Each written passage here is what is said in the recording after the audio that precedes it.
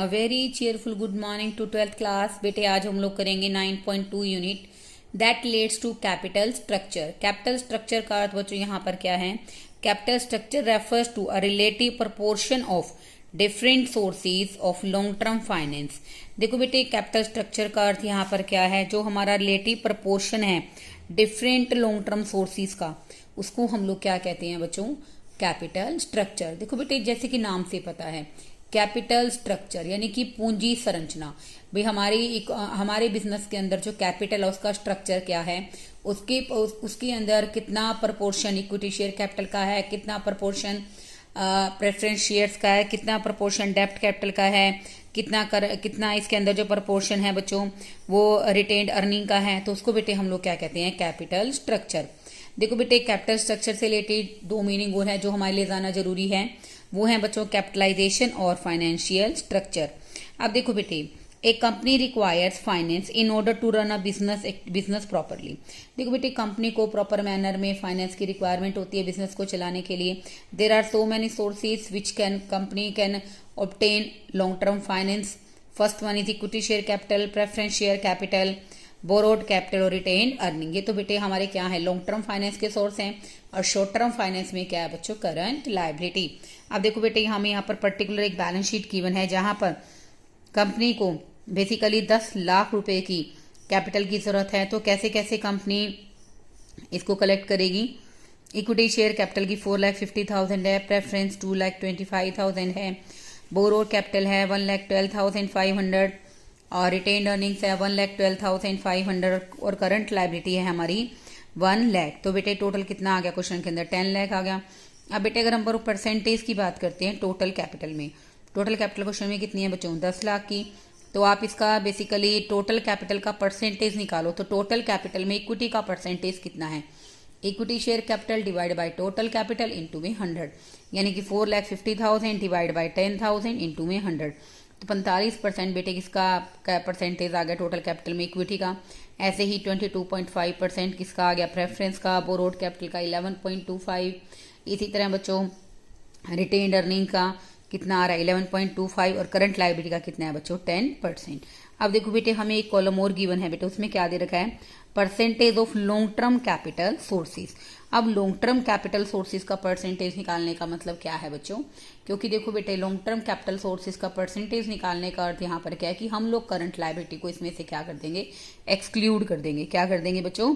Exclude कर देंगे। तो यहाँ पर बेटे अगर हम करंट लायबिलिटी को डिडक्ट कर देते हैं तो टोटल हमारे पास कितना बचता है बच्चों? 9 लाख। कितना बचेगा? 9 लाख। तो देखो बेटे अब यहाँ पर कैसे निकालोगे? इक्विटी की अमाउंट कितनी है? 4.5 लाख और हमारे पास टोटल लॉन्ग टर्म सोर्स से जो कैपिटल कलेक्ट किया वो कितनी है? 9 लाख इंटू में 100। तो बेटा ये कितना आ गया? 50%। ऐसे ही 2,25,000 डिवाइड बाई 9 लाख इंटू में 100। तो बेटे प्रेफरेंस का आ जाएगा हमारा 25%। ऐसे ही बेटे बोरोड कैपिटल का और रिटेन अर्निंग का भी आप निकाल सकते हैं। तो देखो बेटे जो बैलेंस शीट है बेटे हमारी, ठीक है ना, उसका एग्रीगेट कितना आ रहा है? 10,000 आ रहा है। तो बेटा उसके जो डिफरेंट कॉन्सेप्ट्स हैं, ठीक है ना, जैसे उसका टोटल कैपिटल में परसेंट, टोटल कैपिटल में इक्विटी का परसेंटेज 45% है, प्रेफरेंस का 22.5% है, और जबकि बोरोड और रिटेन अर्निंग का 11.25 है, जबकि करंट लायबिलिटी का कितना है बच्चों? 10%। तो बेटे देखो जो डिफरेंट फाइनेंशियल सोर्स का जो परसेंटेज है उसको हम लोग क्या कहते हैं? Financial structure. क्या बोलेंगे बेटे उसको? Financial structure. वित्तीय ढांचा कैसा है? कितनी इक्विटी कैपिटल है, कितनी प्रेफरेंस है और कितनी बेसिकली करंट लायबिलिटीज है, कितनी बोरोड कैपिटल है। टोटल कैपिटल में हर एक शेयर, हर एक जो चाहे वो लॉन्ग टर्म है चाहे वो शॉर्ट टर्म सोर्स है, उसका कितना परसेंटेज है, that is known as a financial structure. अब हम बात करते हैं कैपिटलाइजेशन की। If current liability subtracted from the total liabilities, अगर हम लोग बेटे लॉन्ग टर्म और शॉर्ट टर्म सोर्सेज में डिफरेंशिएट करें और हम लोग टोटल में से अगर शॉर्ट टर्म को माइनस कर दे तो बेटे हमारे पास क्या बच जाएगा? Long term source. तो अगर हम लोग करंट लायबिलिटी बेटे सब्ट्रैक्ट कर देते हैं टोटल लायबिलिटीज में से तो बेटा हमारे पास कितना बचेगा? 9 lakh. This is known as capitalization. Percentage of different sources, capitalization से कितने आए हैं बच्चों? 50% इक्विटी है, 25% प्रेफरेंस है, 12.5 हमारी बोरोड कैपिटल और हमारी रिटेन अर्निंग्स है। This is known as capitalization. अब देखो बेटे 9 लाख जो है बेटा वो तो हमारी क्या है? कैपिटलाइजेशन है। अगर हम डिफरेंट सोर्सेज की परसेंटेज निकाल देते हैं बेटे, जो लास्ट कॉलम में हमने निकाली है उसको हम लोग क्या कहते हैं, कैपिटल स्ट्रक्चर। तो कैपिटल स्ट्रक्चर क्या है बेटे, it refers to relative proportion of different source of long term fund. सिर्फ लॉन्ग टर्म फंड से जितने भी हमें सोर्सेज अवेलेबल हैं उनका कितना कितना परसेंटेज है, that is known as capital structure. अब देखो बेटे, फाइनेंशियल स्ट्रक्चर क्या है, composition of total of liability side, चाहे इसमें लॉन्ग टर्म हो चाहे शॉर्ट टर्म, उसको क्या कहते हैं, फाइनेंशियल स्ट्रक्चर। और कैपिटलाइजेशन क्या है, aggregate of long term capital, जो लॉन्ग टर्म सोर्सेज हैं कैपिटल के उसका टोटल करते, जो हमारा कितना आया है, 9 लाख आया है, या हम कहें कि टोटल कैपिटल में से अगर हम लोग करंट लायबिलिटी को डिडक्ट कर दें तो क्या बच गया, फाइनेंशियल। जब फाइनेंशियल स्ट्रक्चर में से अगर हम लोग क्या डिडक्ट कर दें, करंट लायबिलिटी, तो बेटे हमारे पास क्या आ जाएगा यहाँ पर, कैपिटलाइजेशन। तो बेटे थर्ड टर्म दे रखी है, कैपिटल स्ट्रक्चर क्या रिलेटिव प्रोपोर्शन है लॉन्ग टर्म सोर्सेज का with regard to relation with capitalization और कैपिटल स्ट्रक्चर।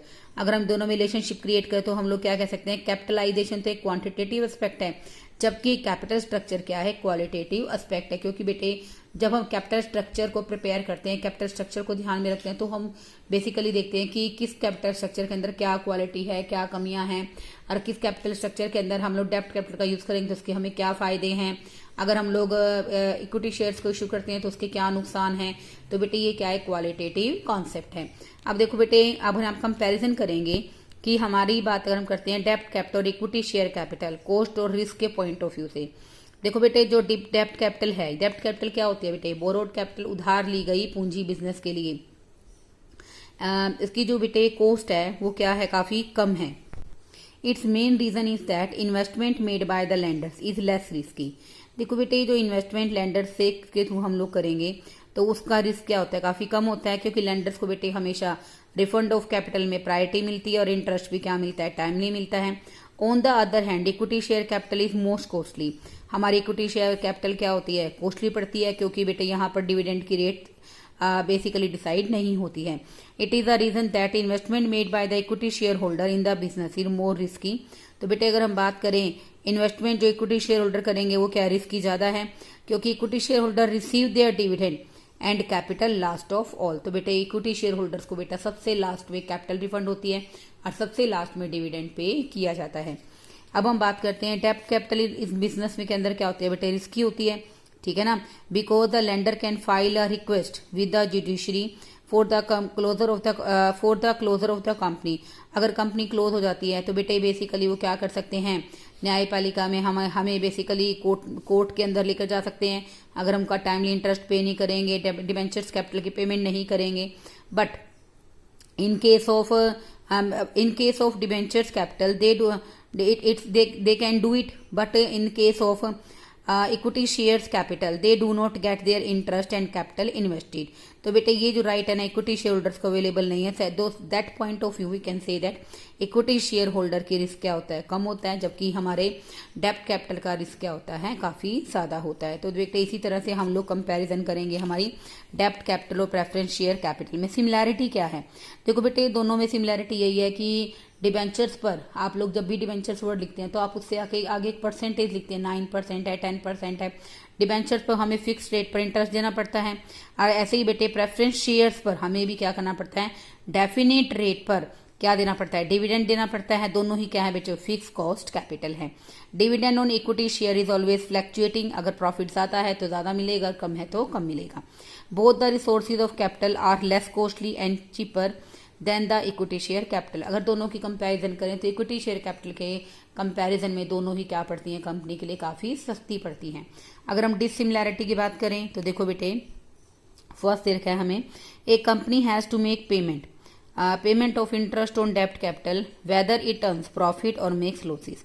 एक कंपनी को क्या करना पड़ेगा, इंटरेस्ट की पेमेंट करनी पड़ेगी, ठीक है ना, ऑन डेब्ट कैपिटल पे इंटरेस्ट पे करना पड़ेगा, चाहे कंपनी को प्रॉफिट हो चाहे लॉस हो। लेकिन बेटे प्रेफरेंस शेयर्स को डिविडेंड तभी दिया जाएगा जब कंपनी को क्या हो, प्रॉफिट हो। नेक्स्ट दे रखा है बच्चों, कंपनी को टैक्स बेनिफिट मिलता है। देखो बेटे टैक्स बेनिफिट का मतलब यहाँ पर क्या है कि बेसिकली जो हमारे डिवेंचर्स होते हैं, तो बेटा जब भी कंपनी प्रॉफिट अर्न करती है तो सबसे पहले उस प्रॉफिट में से interest on long term borrowings को माइनस किया जाता है। उसके बाद बेटे after paying the interest tax charge होता है और उसके बाद इक्विटी प्रेफरेंस शेयर्स को और इक्विटी शेयर्स को पे किया जाता है। तो tax benefit is available in case of borrowed capital. In other words, payment of interest reduces the tax liability. जो हमारे इंटरेस्ट की पेमेंट है ना, वो हमारी टैक्स लायबिलिटी को पहले से क्या कर देती है, कम कर देती है। ऑन द कॉन्ट्रेरी, इसके विपरीत, tax is calculated before the payment. जो हम लोग टैक्स कलेक्ट करते हैं बेटा बेसिकली वो प्रेफरेंस शेयर कैपिटल की पेमेंट करने से पहले कलेक्ट कर लिया जाता है। इसलिए बेटे हमें प्रेफरेंस शेयर्स के केस में किसी भी तरह से कोई भी टैक्स बेनिफिट अवेलेबल नहीं होता है। That's why we can say that tax benefit is available only in case of debenture capital. This is the reason that डेब्ट capital is so much cheap comparable to the preference share capital. Preference share capital के comparatively डेब्ट capital क्या है, काफी सस्ती पड़ती है। Student बहुत इजी से टॉपिक है, ये आपने +1 के अंदर भी किए हैं। टैक्स बेनिफिट का पॉइंट बेटे याद रखना, इसको सही तरीके से समझना। ओके।